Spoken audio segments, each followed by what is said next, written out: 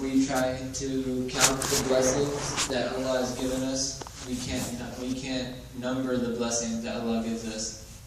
But still, the human is still fallen to ungratitude.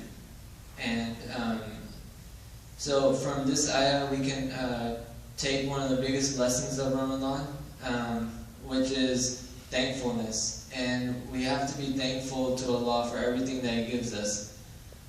We fast for 15 hours a day, and at the end of the day, when it's iftar time, we see the food and our faces light up, and we can't wait. I mean, motive salah is the hardest thing in the world at that time, and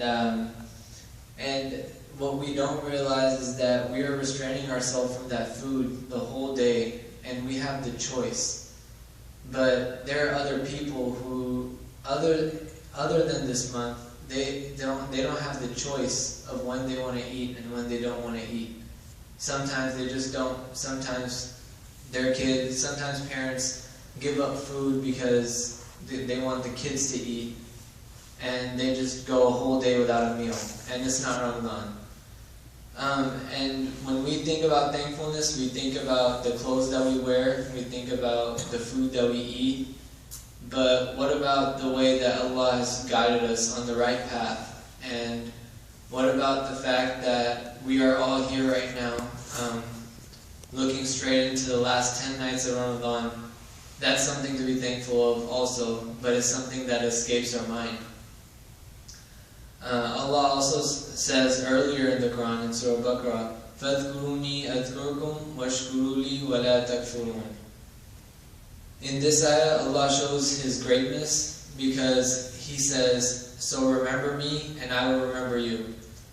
And especially the younger generation right now, we see that whenever we're on Twitter and we tweet to maybe some big celebrity, some big football player, maybe a big actor or something, and if they retweet us and we see the retweet that comes, we get so happy. We take pictures of it, there's screenshots, it's all over other social media that this guy retweeted me, and we're so happy. And Allah is the greatest of all creators.